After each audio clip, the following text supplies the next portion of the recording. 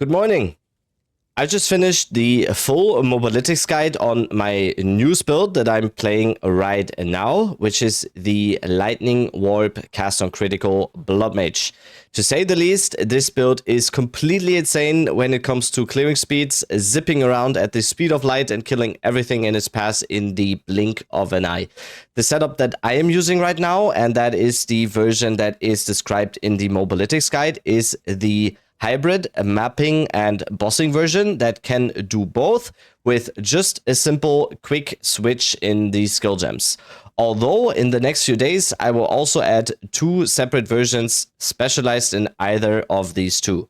One for pure mapping purposes, optimized towards even more clearing speed and high rarity find, and a separate boss killing version. For mapping, this hybrid version uses the cast on critical combo of Ball, Lightning, and Lightning Warp. And for bossing, we are simply switching these two cast on criticals with arcs slotted into them to kill even T4 pinnacle bosses in seconds as well. This build is a crit stacker, so the version that I am using here is crit capped at 100%. The core uniques of this build are Choir of the Storm, providing us with amazing DPS due to its lightning bolt ability, at series security, giving us a lot of the wanted critical hit chance and making our life leech instant, and Soul Tether, giving us the ability to our Access life leech being converted to extra energy shield leech, which in maps leads to the fact of our energy shield pretty much always being topped off. And with the added use of fast metabolism anointed on our amulet, this build can lean towards feeling immortal as long as we are hitting stuff and don't get the occasional 8000 plus EHP one-shot hit from anything. This version requires 270 spirit, which we in one part get 60 from our chest piece, while the other 110 can be acquired through either Alpha Soul Helmet or the Sacred Flame Scepter, which I am using here for this setup right now. Of course, like the last iteration of the Spark Blood Mage, this build is also using Blood Magic. This time, instead of getting it through the Mask of the Sanguine Mancer helmet, we are getting the Keystone passive on the passive tree here. So before I will get into all the specifics here, like I said in the beginning of the video, the full mobilitics guide is linked in the description of the video here. But if there are any questions about this or any other of my builds, the best way to stay up to date is always going to be my stream at Twitch, which will also be linked in the description. I am streaming every single day, will always mostly be playing this build for the foreseeable future, and I am always happy to answer any questions that may arise. So, without further ado, let's go into the details, starting off with the gear. Actually, before we go over all the gear, let's go over the character sheet here first. We are a Blood Mage with just above 2000 life and almost 4000 energy shield. We do want a healthy life pool. Due to this being a Blood Magic build, we always want to have a nice and full life pool, of course. We want to have as much life as we can. Every time we cast anything or cast on critical procs, we always use our life here, so having our life pool in a healthy way will be very beneficial to us. Also, we are using Gore Spike, of course, which gives us a little bit of critical damage bonus per 40 life. So having a nice and healthy life pool will always be very beneficial to us. Priority over life pool will always take energy shield though.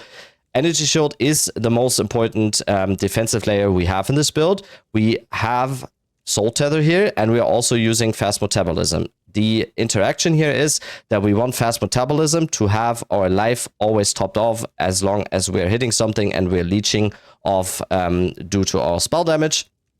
Then we get a Soul Tether, and any excess life recovery from leech is then applied to our energy shield. So if our life is topped off and we deal any damage, our energy shield will always leech back, and this will make it so that as long as we're hitting stuff, we will always be full on energy shield. So getting as much energy shield as we can will always be priority number one defensively here, so we do not get one shot at any point. So getting as much as possible here will always be priority.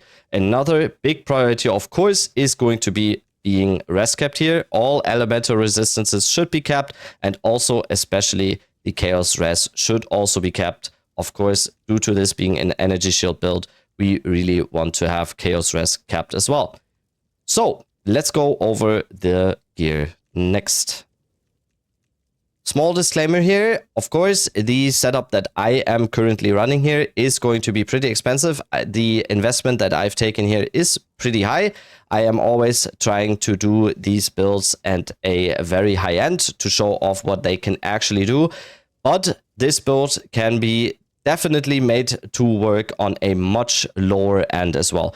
This build has some core uniques like its series acuity, the Choir of the Storm, and Soul Tether that are not really expensive. You can also get a Sacred Flame right now on the lower end of the gain damage for a little bit cheaper as well.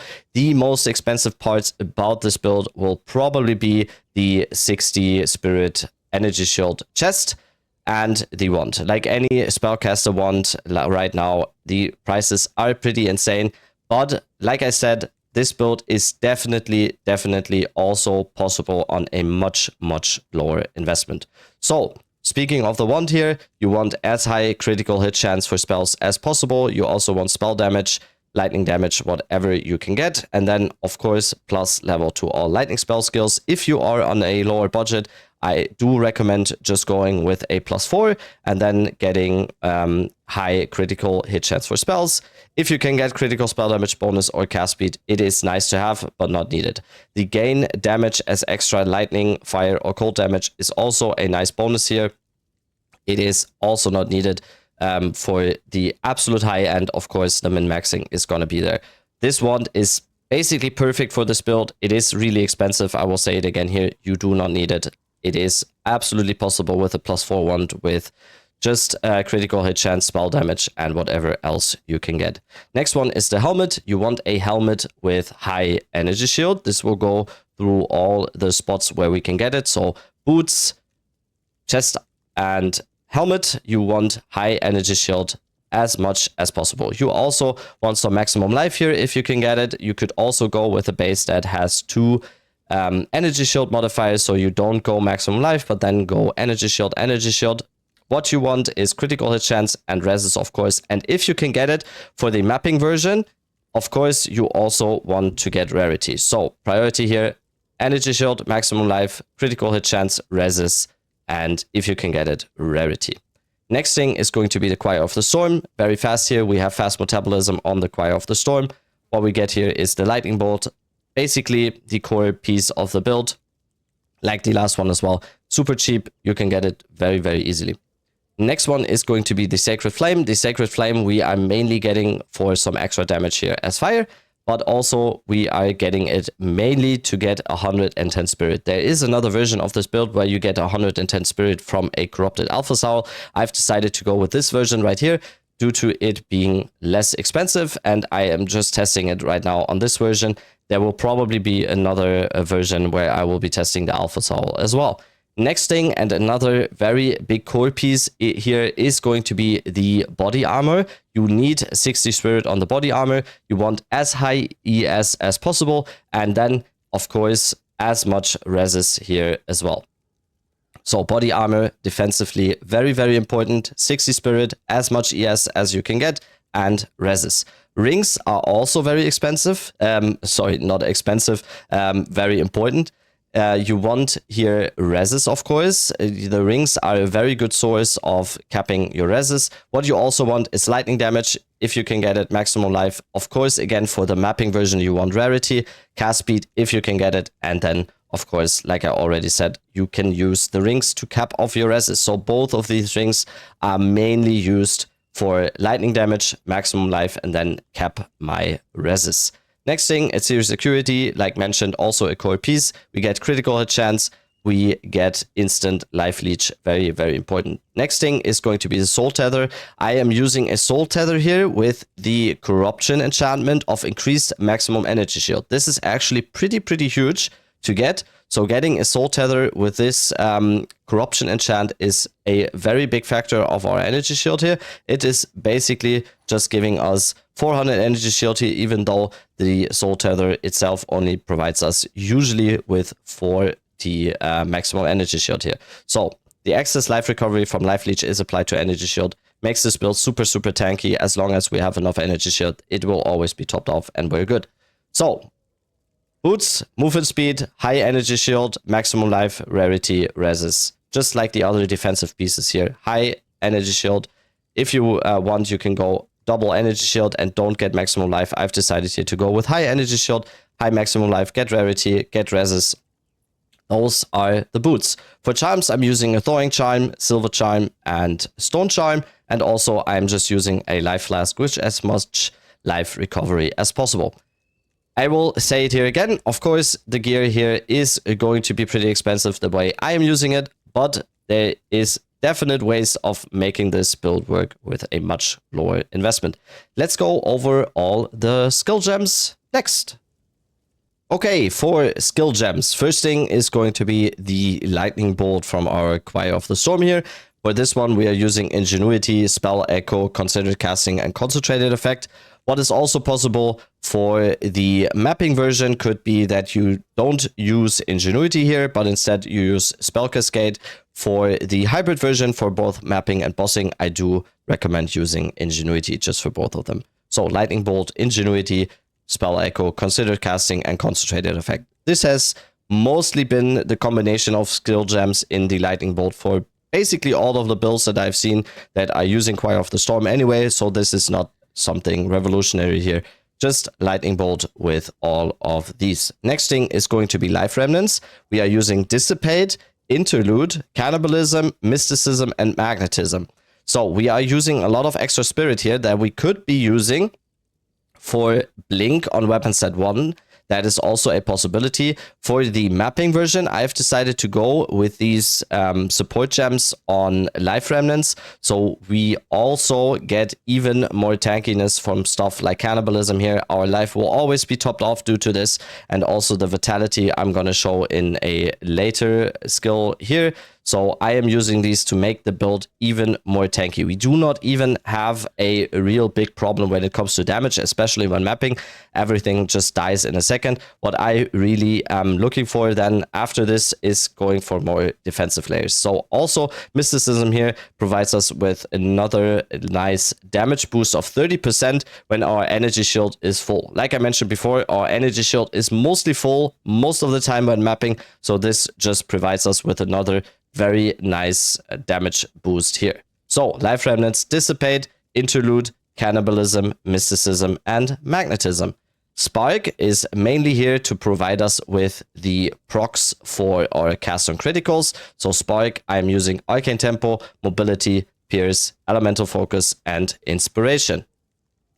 The first two cast on criticals that we are using for mapping are going to be Ball Lightning with a level 11 Ball Lightning. So we are using a low level Ball Lightning here to not make our life drain as fast. So Ball Lightning in the first cast on critical here with Acceleration, Scattershot, Wild Shards, and Impetus. We want as much projectile speed as we can get here. So we are using Acceleration and we are also using some projectile speed on the passive tree here. This will make it so that the ball lightnings are just very fast, and this will make it so that if we teleport to them, they would have traveled a long distance and we just zip around, and the faster the ball lightnings are, the faster we're zipping around and just teleporting to the balls and just destroying everything that are in the path of them. So next cast on critical is going to be Lightning Warp. It's going to be 2 Lightning Warps. So we just keep using them and just zipping around from ball to ball, basically. Lightning Warp is also going to be a level 13 gem, so as low as possible. So 2 Lightning Warps with Magnified Effect to make the explosion when we get to the ball much larger. Fluke for some extra damage and energy retention here. For bossing, so for mapping, we're going to use these 2. And when we come to a boss, we deactivate these 2 and then we activate these 2. For bosses, I'm using one cast on critical with 4 arcs slotted into it, and another one with 2 arcs slotted into it with deliberation and super critical. What you can also do, it is not absolutely needed, especially for map bosses, but for pinnacle bosses, for example, what you then do is you get energy retention into one of them, and you also get impetus into the other one. So this will make it so that you have more arcs proccing during the fight. That is not really needed for map bosses. What you can just do is deactivate these two, and then activate these two, and then you go for the boss and you just annihilate him. So, mapping, we are using cast on critical with ball, lightning, and lightning warp, and for the boss, we then switch quickly to arc and arc. Like I said, blink I am currently using on weapon set 2, so I do not need the 60 spirit on the weapon set 1. I'd rather use them for having these supports in life remnants here.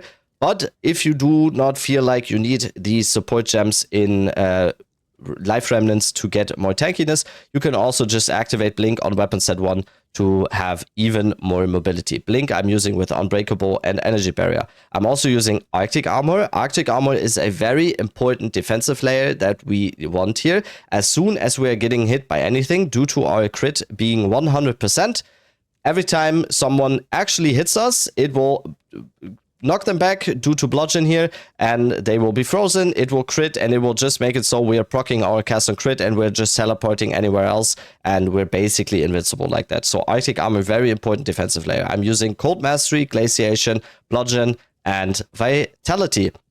For bosses, on Weapon Swap, I'm also using Sigil of Power, of course, and Soul Offering with Danse Macabre, Ablation, and Persistence. Just our rotation for any boss fight is then just going to be plop down the Sigil of Power, use the Soul Offering, and then we just keep on casting and just annihilate everything. So, those were the skill gems. Like I said, in the full Mobalytics guide, everything will be written in there. So if you have any questions, or if you want to see any support gems in there, you can always refer to that Mobalytics guide. Let's go over the passive tree next. So for the passive tree, of course, first things first is going to be the Ascendancy here. We are going into Vitality Siphon, Gore Spike, and Sonder the Flesh. On the passive tree, it is basically something that I have mentioned in the beginning of the video. We're not going with a Mask of the Sanguinemancer to get blood magic, but rather in this version we are using blood magic on the passive tree. The definite advantage of going into blood magic on the tree here is we get basically 2 extra jewel slots, and jewels are extremely powerful in this build because what we can get from jewels is spell damage. We can also get maximum energy shield, and we can get either critical hit chance and critical hit chance for spells, or critical damage bonus and critical spell damage bonus. So jewels are super important in this build. So I am going with basically the max amount of jewels you can get on any build. I think these are 8 or 9. So this is one of the largest amount of jewels I think you can get in any of the builds when you're not just speccing into jewels, I guess. But yeah, the passive tree will be in the max roll as well. If there are any changes, of course, you can always refer to my Twitch again. Like I said, on the jewels, we always want the same jewels, basically. This jewel is a very good example here. 20% maximum energy shield, critical hit chance for spells, and in this case, trigger spells deal more damage. But you can also get, again, maximum energy shield, critical spell damage bonus, critical damage bonus, and increased elemental damage. This is basically all the jewels you want. You want to be crit capped up to 100%. So we have 100% crit hit chance and 470% critical damage bonus. What you want to do, let's say you have no jewels yet, you are at 90% crit, then you can use the jewels with double critical hit chance and double critical hit chance for spells to crit cap, and then once you are crit cap, then you go for jewels with critical damage bonus. So jewel priority, maximum energy shield, elemental damage or spell damage, and then either critical hit chance for spells, critical hit chance, or critical damage bonus and critical spell damage bonus. So like I mentioned as well, we are crit hit capped here. We are at a critical damage bonus of 470%, and also right now I'm having 63% rarity. So that is basically the hybrid version. This is not optimized to either mapping or bossing. I will come up with a pure mapping version in the next few days probably, and then also a pure bossing version that will be added onto the Mobalytics as well. So that will conclude this video on the Blood Mage Lightning Warp here. If you have any questions about the build or you just want to join us on our nice Twitch stream, my Twitch will be linked in the description. Like I said, I stream every single day. We are a super nice community of multiple kinds of different players. We are always theory crafting on stream. We're always trying to find new stuff. So if you want to join us on stream, or if you have any questions about any of my builds, you can always refer to my Twitch. So would love to see you there. Thank you so much for watching. See you on the next one. Love you. Bye.